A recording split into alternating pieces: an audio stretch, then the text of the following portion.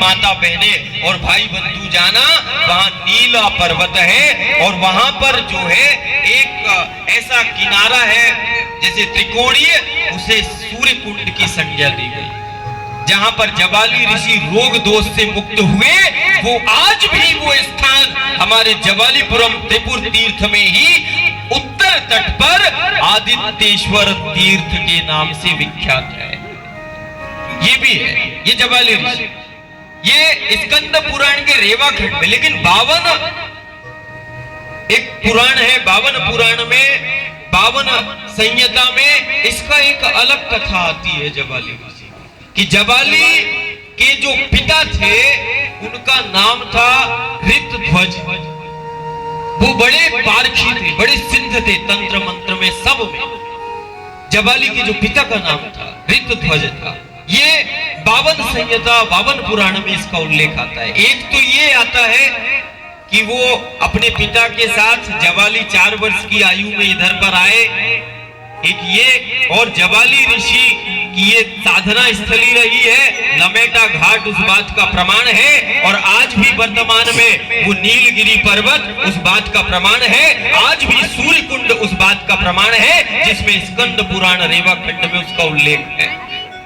ये कोई हमसे कहता है, बड़े बड़े स्वामी महाराज बोलते हैं कि नहीं जबलपुर है, लोगों ने जोड़ दिया जबाली ऋषि से, जबाली ऋषि का यहाँ कोई प्रमाण नहीं है। तो जबाली ऋषि का यहाँ प्रमाण है। जबाली ऋषि का वो प्रमाण, वो लमेटा घाट का उत्तर तट, नीलगिरी पर्वत, वो सूर्य कुंड इसका प्रमाण है, जहां पर जबाली रोग दोष से मुक्त हो गए। एक ये प्रमाण। लेकिन 52 पुराण में जबाली की एक अलग कथा है। जबाली के पिता का नाम ऋतध्वज था। वो बहुत ही सिद्ध महात्मा थे, बहुत ही सिद्ध आचार्य थे।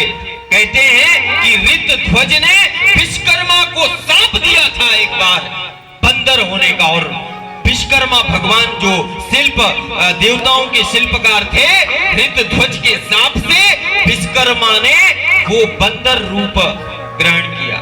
विश्वकर्मा बंदर बन गए थे। तो विश्वकर्मा बंदर कैसे बने, बंदर के रूप में कैसे आए, उनको विश्वकर्मा भगवान को बंदर किसने बना दिया? वो जबाली ऋषि के पिता ऋतध्वज के शाप से विश्वकर्मा जो है वो बंदर के हुए, और वो कई वर्षों तक विश्वकर्मा जो देव शिल्प लिपि वो शिल्पकार थे, वो कई वर्षों तक बंदर के रूप में रहे, और बंदर के रूप में ही उन्होंने कई निर्माण किए।